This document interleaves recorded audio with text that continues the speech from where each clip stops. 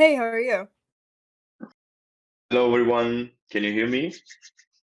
Yes. Yeah, great. Thanks for the invitation. Yes, thank you for being here. Please also add Brian DeFi the stage. Hello, people. Good to see you all. Hey, how are you? Brian is I'm our well. Chief Technical Officer. Awesome, cool. Well, I guess we can go ahead and get started now if you guys don't mind. Sure. All right, perfect. So, hello everybody, and thank you for joining and welcome to Office Hours Agenda. My name is Aspen, and I am a crypto content creator as well as the host of Space Inviters, which is hosted bi-weekly every Tuesday on the Cryptex Twitter. And today we welcome Konstantin and Brian from the Fringe Finance team.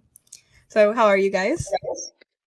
Doing well. Yes, here it's Friday here in Sydney, Australia. So that's apart from the other 7 days of the week, 6 days of the week, this is my favorite. Perfect. Cool. What time is it over there right now? At 10 a.m. So my life is a bit easier than yours. I think it's quite early for you guys. Oh no, it's only about 7 p.m. where I'm at right now. Oh, right. Fine. Perfect. Well, I'll just give a brief overview of what Fringe Finance is for people who may not be aware. So, Fringe Finance is a DeFi lending and borrowing protocol that unlocks dormant capital from traditional financial markets and all tier cryptocurrencies. And it does this through its own stablecoin known as USB. And I'll let Konstantin explain Fringe Finance a bit more and give some insight onto how it can help out Cryptex. And then we'll open up to questions from the community. And for this, you can just put your questions in the questions channel on our Discord. So, Konstantin, do you mind giving us a quick introduction of yourself and your crypto journey? Yeah, sure. My name is Konstantin Shirokov. I am the marketing director of Fringe Finance. My crypto journey, the personal one, started in 2017 with that hype cycle of Bitcoin and altcoins. And 1 year later, in the deep bearish market, I joined the crypto movement as the professional, started working in crypto marketing, and it was an outstanding journey and experience for me because it's so I saw the opportunity in the space, the borderless community, ever growing technology, and opportunities to solve the real world problems in the financial and not only in the financial space with the crypto. Me, it was the first experience of working in the international business where it was like 1 minute of calling the people all over the world, of working with people all over the world. And it was on the marketing side, it was mm, a wow effect for me because prior to that, to pay any marketing invoice, it took, weeks or months because it went through the whole of that bureaucratic process. And with crypto, it was like, I need to pay for that. We want to work with that influencer, and the button send is clicked in the cryptocurrency wallet, and we all can see that money are transferred. It's not that like, have you received, prior to that, it was like, hey, have you received that payment through on your bank account? What is the status? And now it's all transparent. Everyone can see that. So there is no back and forth with that. So I fell in love with the crypto space, and I love almost every aspect of it. I love how NFTs is evolving. I love the metaverse, and I love that the movement is so big now and fragmented. And of course, I see the huge opportunities in decentralized finance. And that is the reason I am here representing Fringe Finance. And Fringe Finance is the lending market, permissionless lending market. What does it mean? We connect two main actors on the platform, lenders and borrowers. Lenders, in the case of Fringe Finance, are individuals and institutions that are holding stablecoin capital and that would like to receive additional yield on that capital. And the borrowers, in case of Fringe Finance, are represented by altcoin holders with another goal, the goal of utilizing the capital that is underlying in that altcoins and that they currently can utilize properly in the market, because there are not enough of the opportunities for the altcoins and for the capital in DeFi, because the current DeFi market is only for a handful of assets, and there is a lack of broader opportunities in that. DeFi lending, as is currently the case, is being over collateralized. So altcoin holders that would like to take a loan, they need to put over collateralized capital in the pool and take a loan in the stable coins. So we provide the opportunities and we connect to market stablecoin holders and stablecoin borrowers against the altcoin collateral. Let me begin with that. Oh, awesome. Perfect. Lots of good information. And Brian, do you have anything to add to that, or would you like to explain kind of yourself and your journey into crypto? Okay, in a couple of words, my background is engineering and particularly a lot of software engineering. And I came up through the process of, and it could be the standard process, I don't know, working for corporates, banks and government on a variety of spaces, particularly in finance. And I was involved in a consulting firm. I was a partner in one of a mid-tier consulting firm for a while here in Australia. So got quite a lot of exposure into kind of the way things worked in the traditional world. And I smelt fish quite early on. And I was interested in,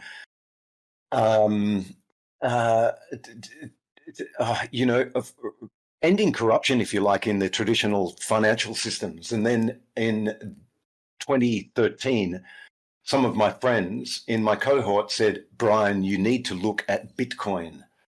This solves a lot of the problems. So that's my first exposure to that. And over the years, I've become more involved in projects in the crypto space, because it was a really good intersection of the technology that I was interested in, and also the finance and the geopolitics and the macroeconomics, or, really crypto is all about microeconomics, interestingly enough, just setting up the right incentives, which is, as Konstantin mentioned, just talking about our platform now, sets incentives for the actors who participate in this platform to incentivize them to participate, so that they can balance each other off, and lenders come to the platform because they're seeking better returns than their US dollar holdings offer in traditional banks. And also borrowers come to our platform. And this is a very important distinction between our platform and other platforms in the marketplace. And that is, our platform, which is different to some of the other lending platforms that are popular in the marketplace, such as Compound and so forth.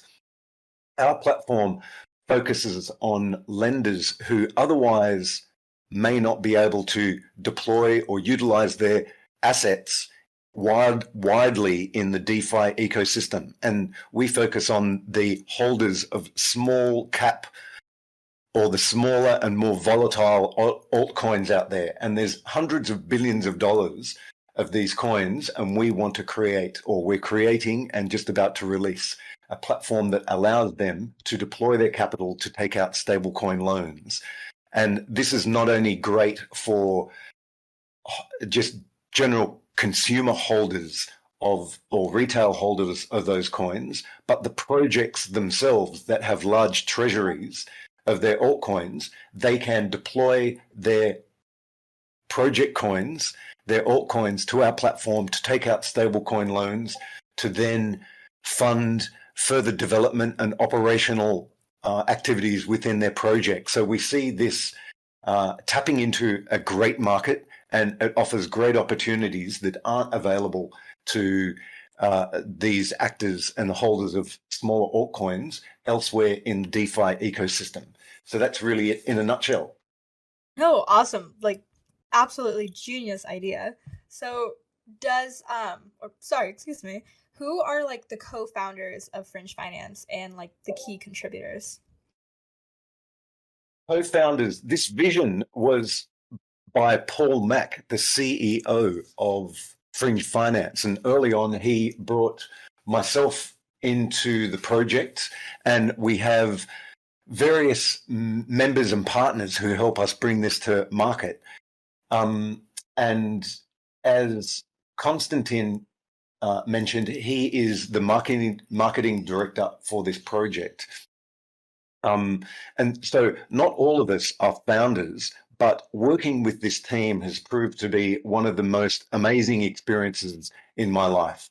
You know, as I mentioned, my background is with larger shops, and then I started getting involved in startups, but now working directly and firmly in the DeFi space. It's so great because the people involved are passionate about this, and they've got real skin in the game because it makes a difference to their lives and the way they do business.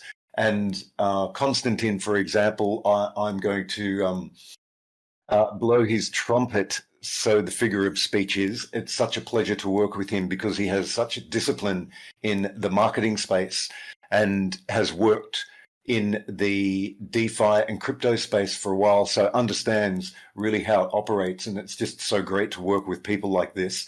And I'm really humbled to be in this industry. And, you know, I encourage anyone to get involved in the crypto space because we need good people, and there are plenty of opportunities out there and plenty of opportunities to express ideas or just become involved in any respect or almost any respect with these projects, be it from a legal perspective, a development technical perspective, marketing, community management, graphic design, anything. All of these DAOs or these projects need these broad set of capabilities. So I did digress a little, but our team is composed of these people, and Paul, our CEO, with his access to funding and his own private funding on this, is really enabling this amazing idea to come to fruition.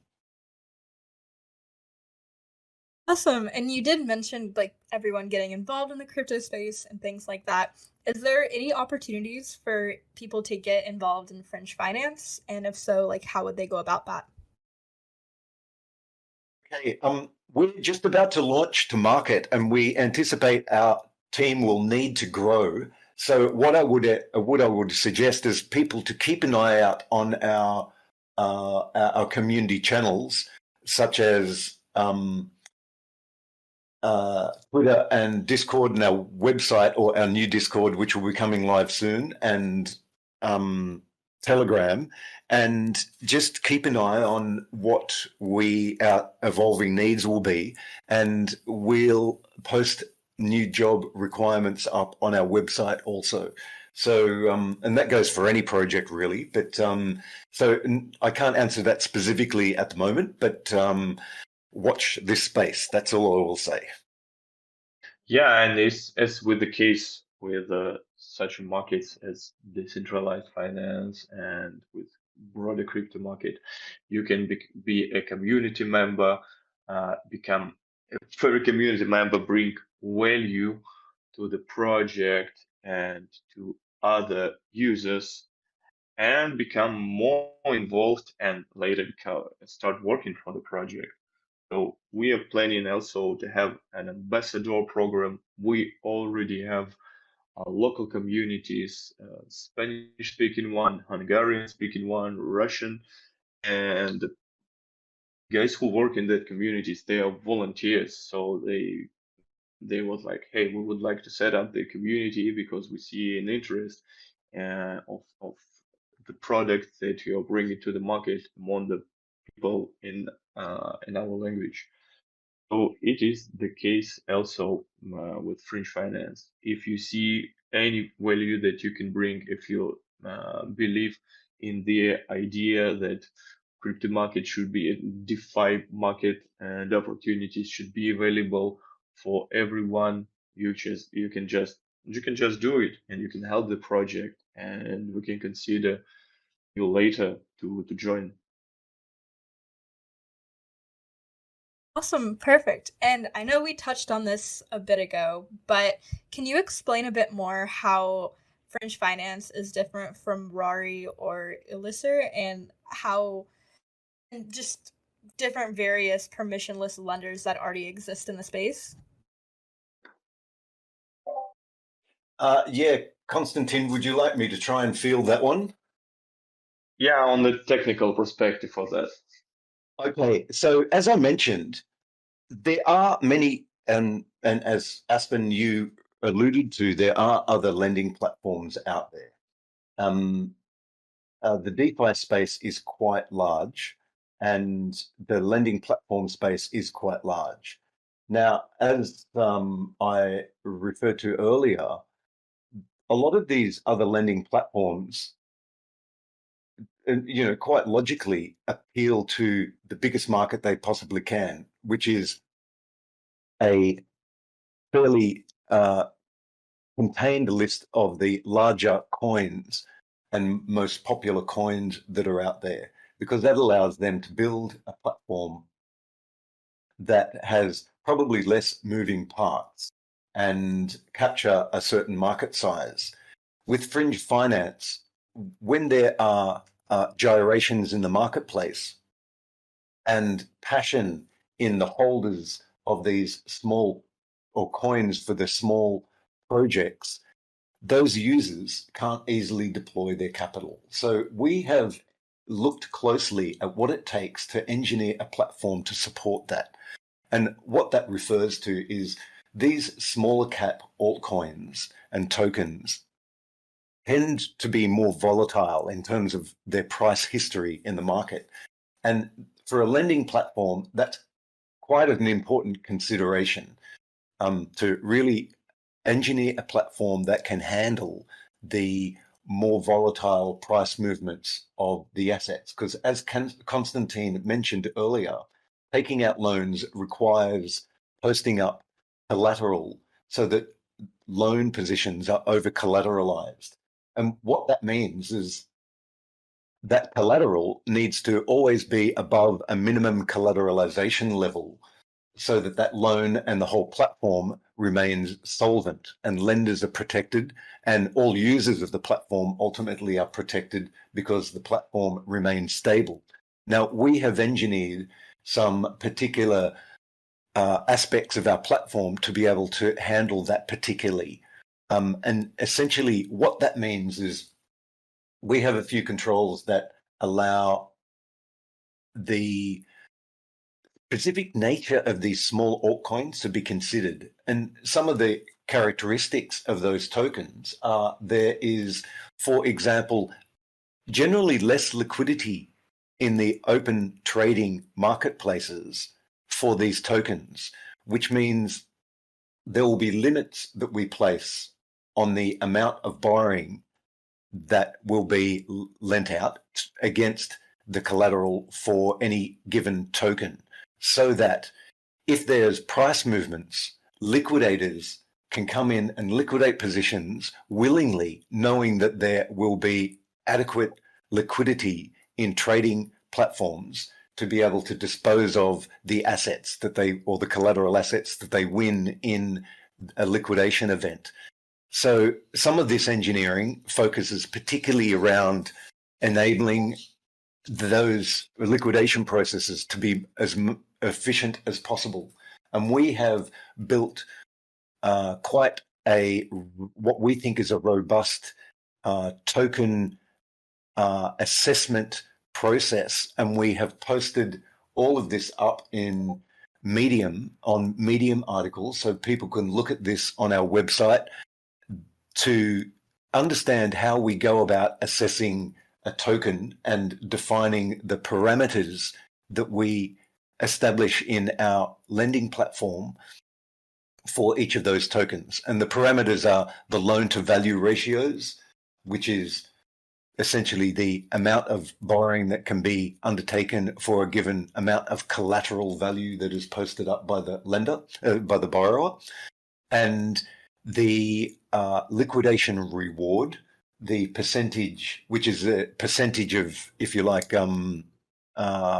reward given to liquidators for performing liquidations, and that is to appropriately cover slippage and other costs that they will encounter as they dispose of the assets that they win in a liquidation event, and also our maximum borrowing capacity against any given collateral asset.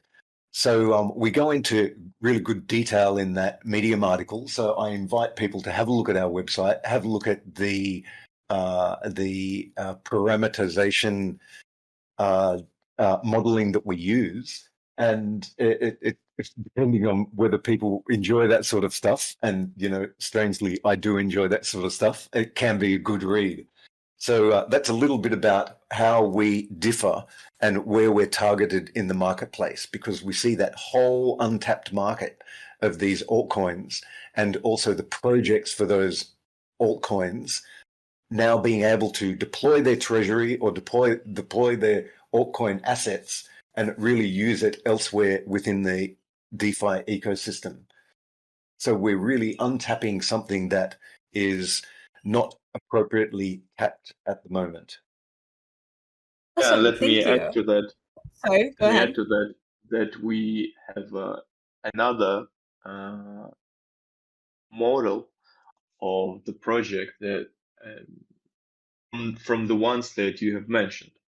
On our platform, as I have mentioned earlier, the basic value unit is stable coins. So it is the stable coin that is being deployed by the capital holders on the lending side, and it is stable coin that is being borrowed by borrowers. There will be no opportunity to borrow altcoins, and that is something that is the reason why there is no need from the protocol to immediately deploy their liquidity on the platform in order to open the lending market, because the capital that is being lent is on the stablecoin side, being provided by the capital holders. So unlike on the project that you have mentioned, and it brings additional benefits for the projects that would be integrated. So there would be no need for them to deploy the liquidity on the platform in order to open that market. Oh, Aspen, have you dropped off there? Sorry about that. Konstantin, are you all good? No, I finished that part. Okay, perfect. And so, how you were talking about how, of course, this is kind of an untapped market. How can people trust Fringe finance? Do you guys have an audit? Can you explain a bit more about that? Yes, Konstantin, do you want me to talk to that one? Okay, so we have some development partners, first of all, who are quite well known in the DeFi space, who've helped us assemble most or part of this platform. So that is a really good start. And second of all, we have undertaken 2 audits, or audits by 2 separate organizations. We'll be publishing the results of those audits because we're just in the finalization stage of all of that at the moment.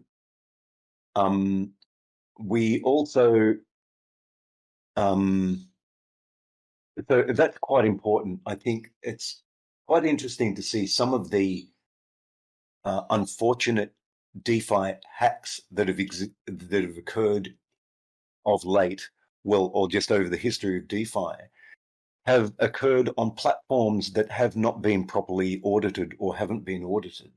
And we think that is quite important. So we've taken an approach to have a couple of audits from, or a couple of different views of the security and the robustness of our platform. We also look at it from an economic modeling perspective to ensure that there's incentive compatible dynamics in the platform. And I think the operative word there is it's a platform, so that the incentives put in place incentivize the various actors to participate and behave in such a way that maintains stability on the platform. What we will be doing when we initially released the platform is we have some conservative factors that we apply to some of the parameters, some of the lending parameters, and we'll be having quite a tight tolerance on those conservative factors so that we can prove to the marketplace that this platform does and will perform.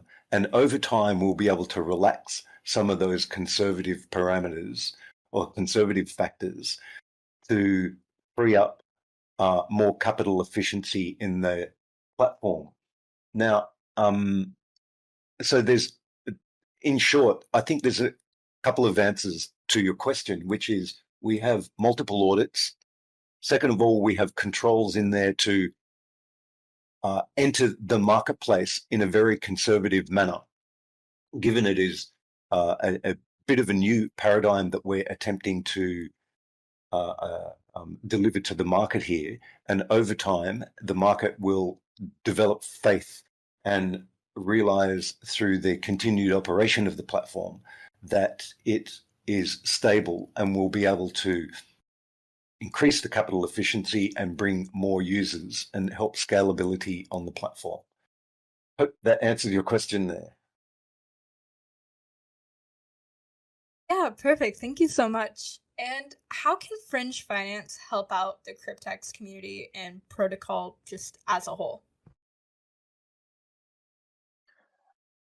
Fringe Finance, with our post-lending model, we are opening up the opportunities for holders of the altcoins to effectively use their capital. And Cryptex can be and will be hopefully one of the cases here. So if you are the holder of that asset and you need to use the capital, for example, you need to pay the bills, but you believe that in the project and you believe that in the future you will see the upside volatility for that asset. The only option you have right now is to go out in the market and sell it. So you will lose that upside volatility, but you will have a capital. And what Fringe Finance is offering is that you can have both. You will enjoy the upside volatility of Cryptex token or TCAP token, but in the same time, you will have the capital that you can use as you wish in the DeFi ecosystem or for your personal needs. And very same model can be applied to the project as the whole. So it's not only retail holders of the token that can go with that process. It is also the Cryptex as the protocol. You can also take a loan against the treasury that you hold to fund your operation. It's the very big problem currently in the market that in order to fund their operations, protocols that already gone through the rounds of investments, they go out in the market and they sell their tokens. They reduce the trust for the protocol from the community, and it has negative impact on the price of the token. That is really a big problem currently in the market. And what we are bringing in is something similar to the TradFi funding model to the companies, where they can take a loan and fund their operation with that loan. But unlike in the TradFi, that loan can be taken against treasury of the project. Yeah, I'd like to add something to that. You're quite right, Konstantin. And interestingly, we really enjoy talking to our partners and their communities. And the reason for that is the communities themselves are real stakeholders. Insofar as if we look at some other tokens, such as an Oracle, a DeFi Oracle token out there, and people might hold those tokens and might be quite passionate about the project, but at the end of the day, there will never be users of the direct users of those tokens. Here with Fringe Finance, we offer the ability for people holding these tokens to actually deploy it and to use it. So we see the users, we see our token holders, our governance token holders, and also our partners, communities, being active users in these platforms or in our platform. So we think it's quite important that we establish and maintain the conversations that we're having right now, for example, because the people that we're talking to are holders of these tokens and they want to deploy them in certain respects. And we directly can communicate and talk about the opportunities in that respect. Awesome. Thank you so much. So we're going to open up questions right now. So if anybody has any questions, feel free to head over to the questions channel. It's right under general. And thank you, Brian and Konstantin, for sharing all your wonderful information. And one last thing before we do head over to questions. If you guys want a Pope for being in this call, feel free to DM Brendan, and just with proof that you were here.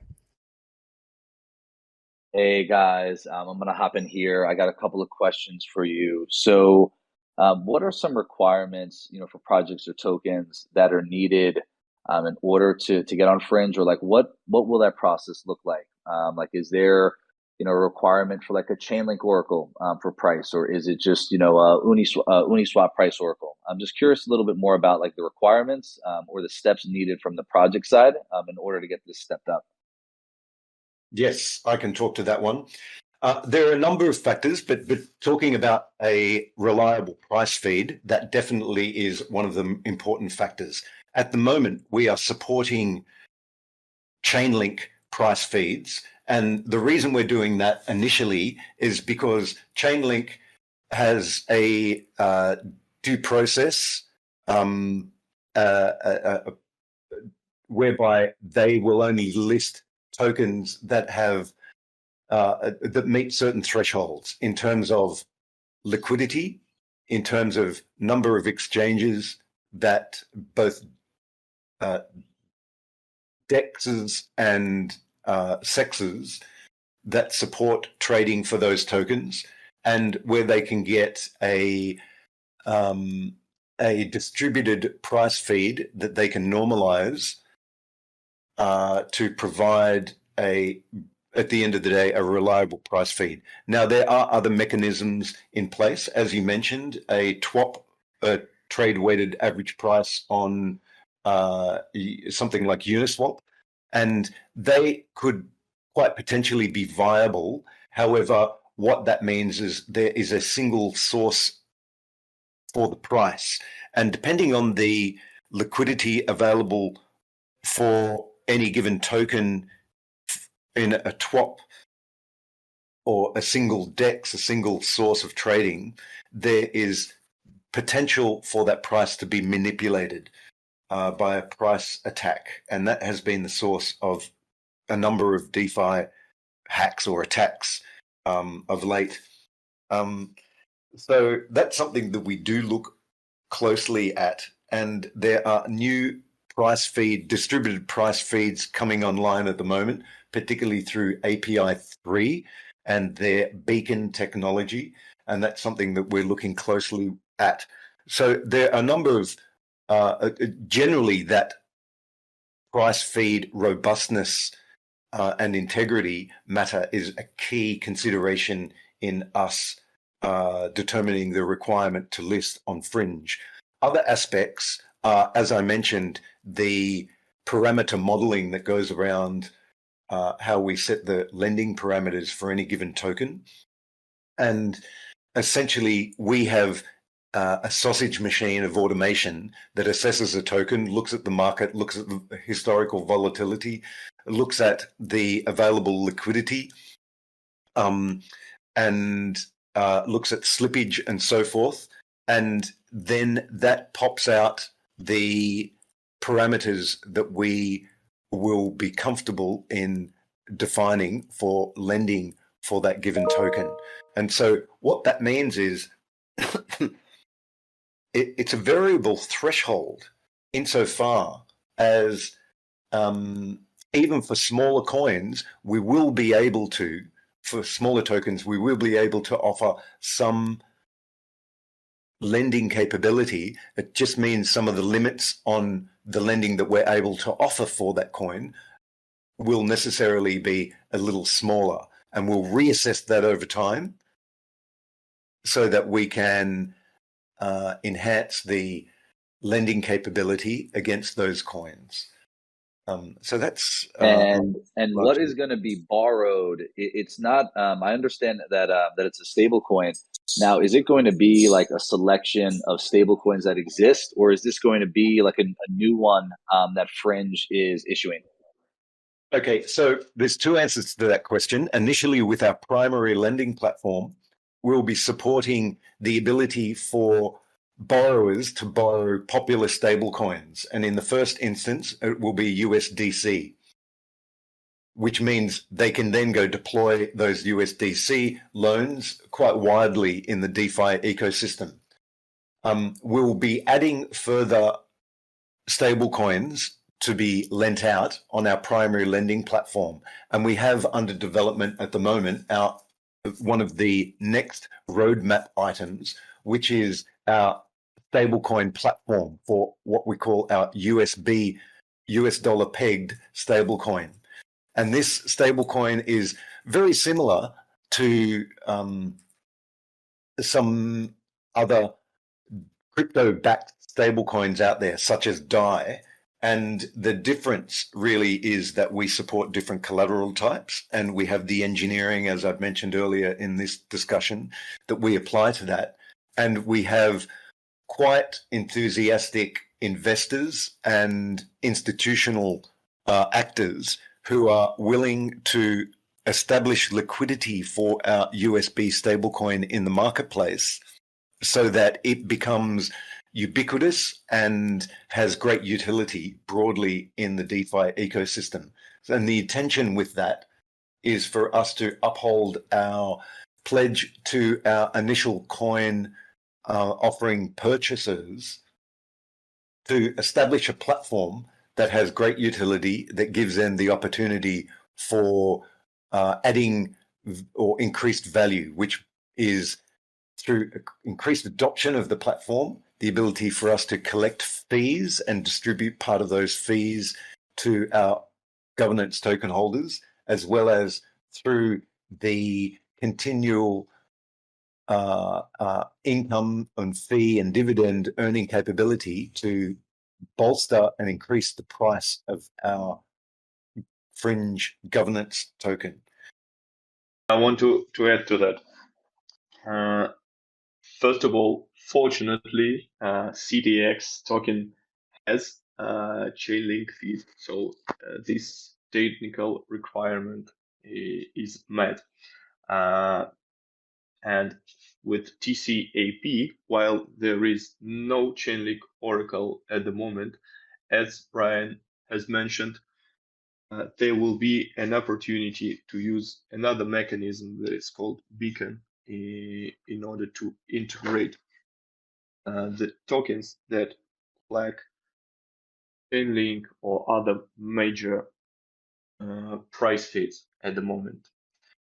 And speaking about the requirements and steps to open the lending market for the assets, we will also have the demand of some capital demand from our partners.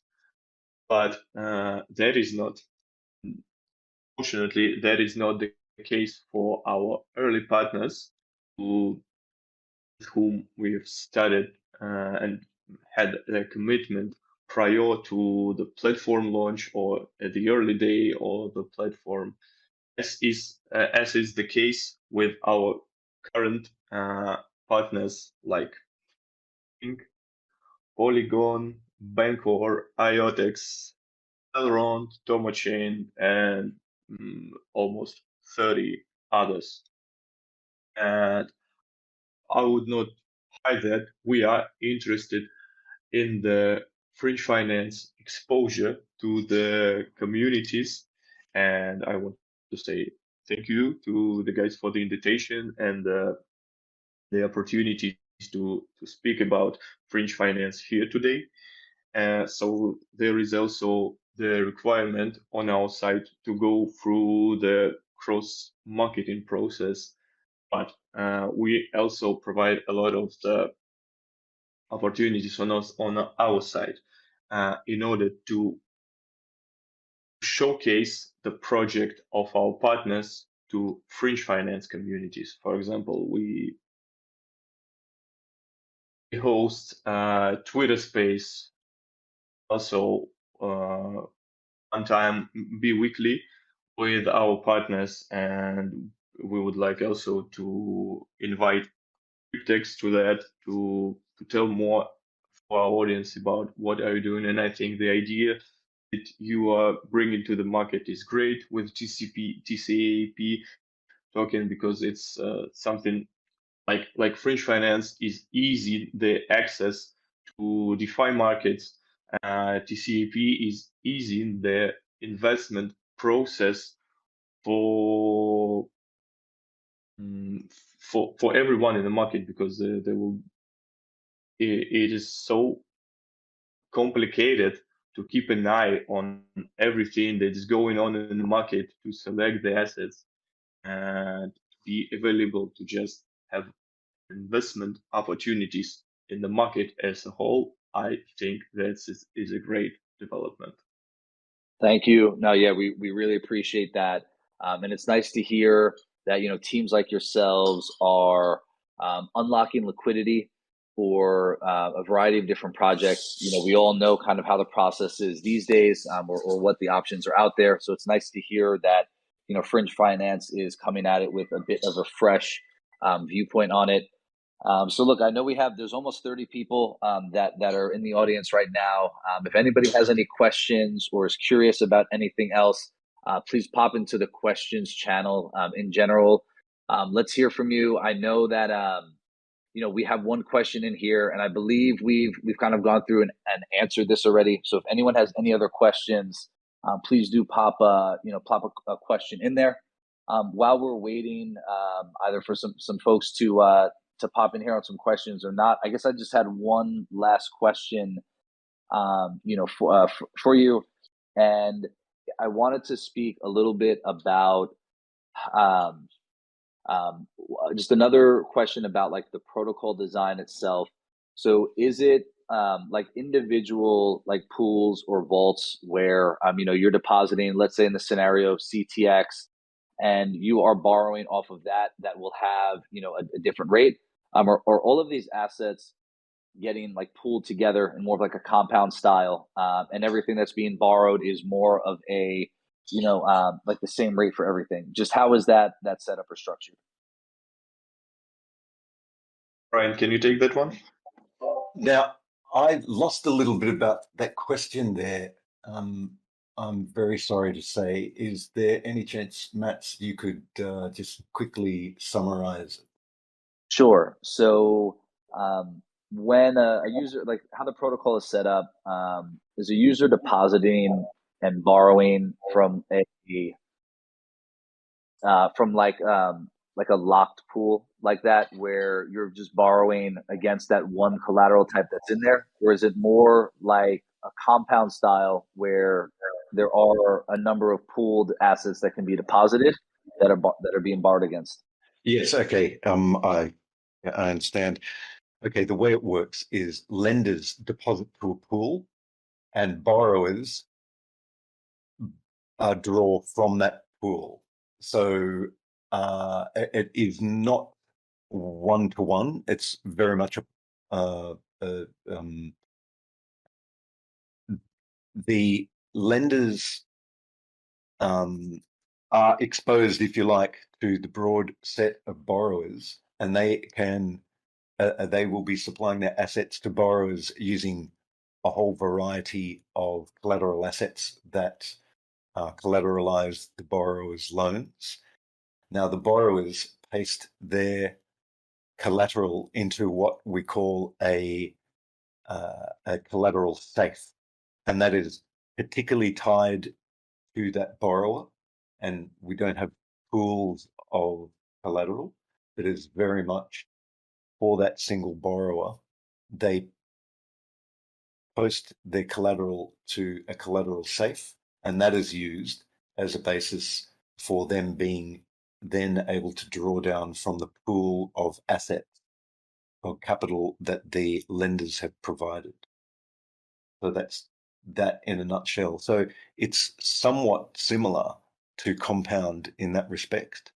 For our primary lending platform, for our USB stablecoin platform, it is the closest analogy there is DAI, the MakerDAO platform, whereby users post up their collateral, altcoin collateral, to a safe, a vault, and then against that they mint the USB stablecoin, and then that collateral vault is then used and monitored throughout the history of the loan to ensure that it remains solvent.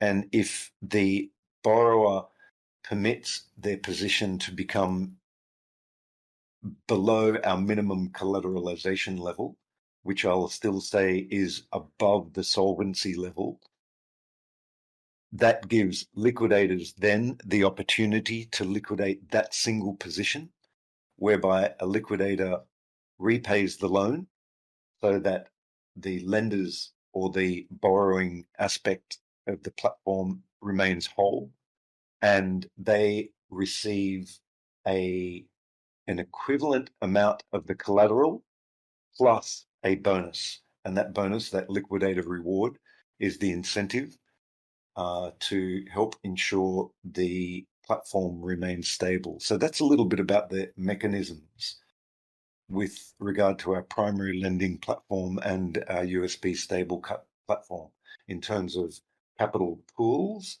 versus collateral safes that are tied just to a given borrower. Can you Cool. reveal a little bit about the question of how interest rate is calculated for the borrowers? Yes. Okay. So initially, our platform will support variable interest rates. And one of our roadmap items, I see someone has posted up a question around roadmaps, our roadmap, but one of our roadmap items is to support fixed interest rates. What I'll do is talk about our variable interest rate mechanism.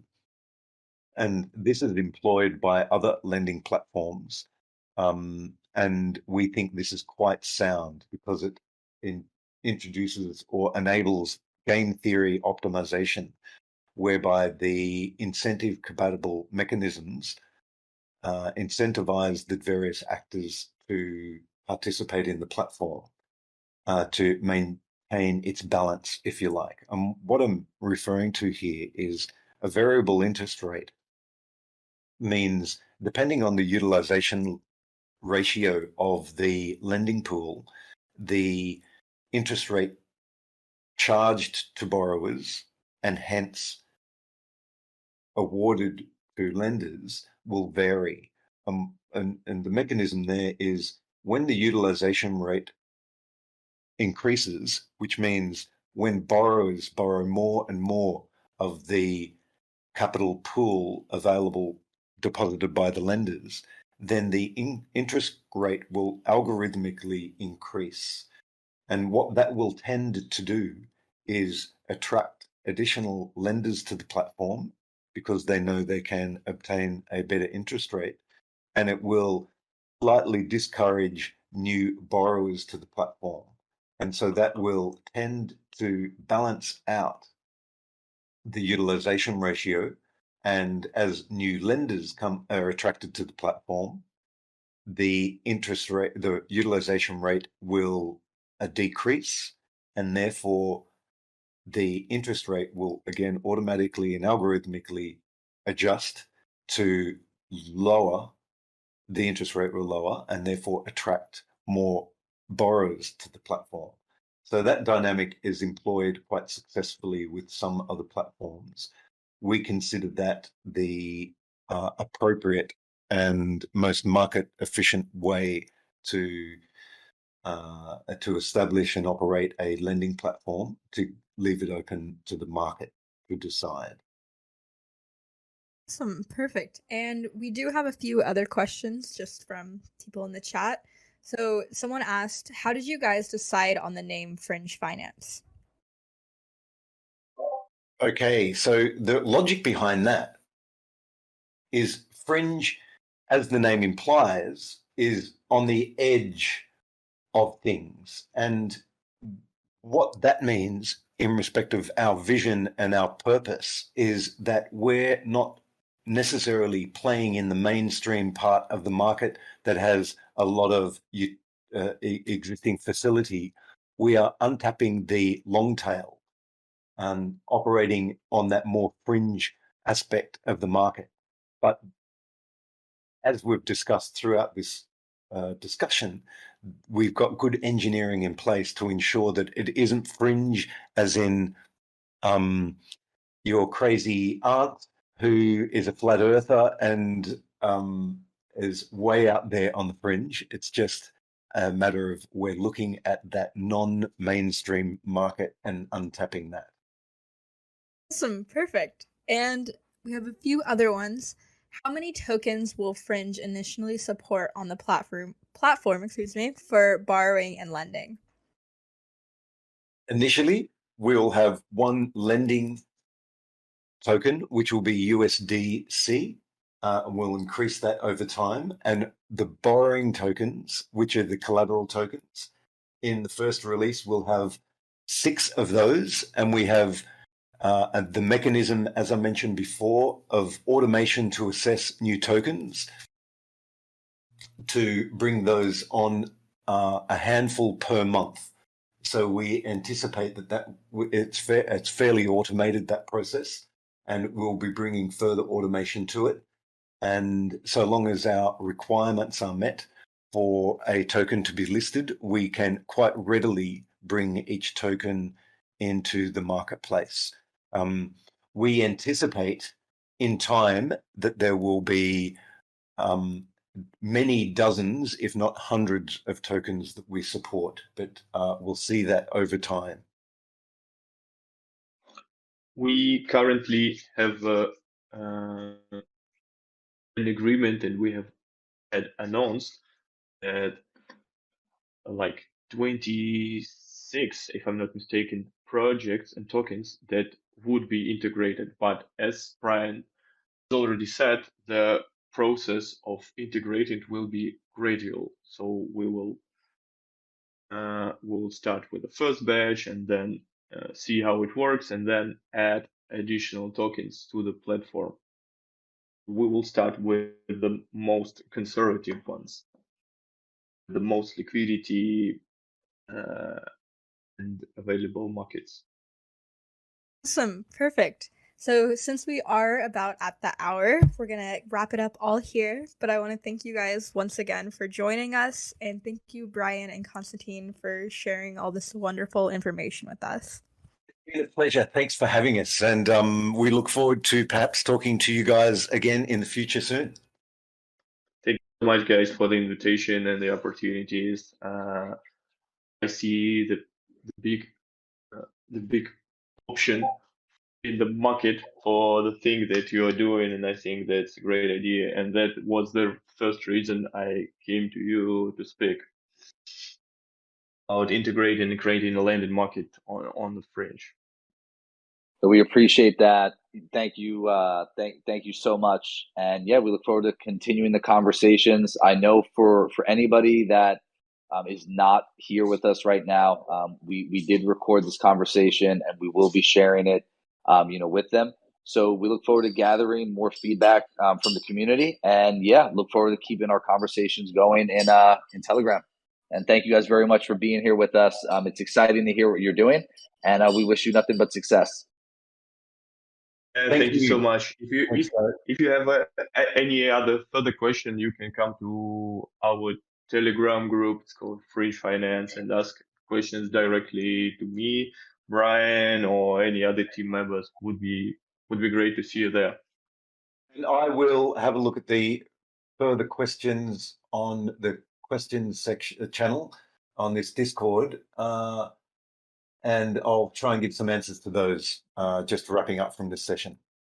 Cool. Sounds good. All right. Thank you, everybody. Have a good one. We'll talk to you soon. Cheers. Thank you. Bye bye. Hey guys.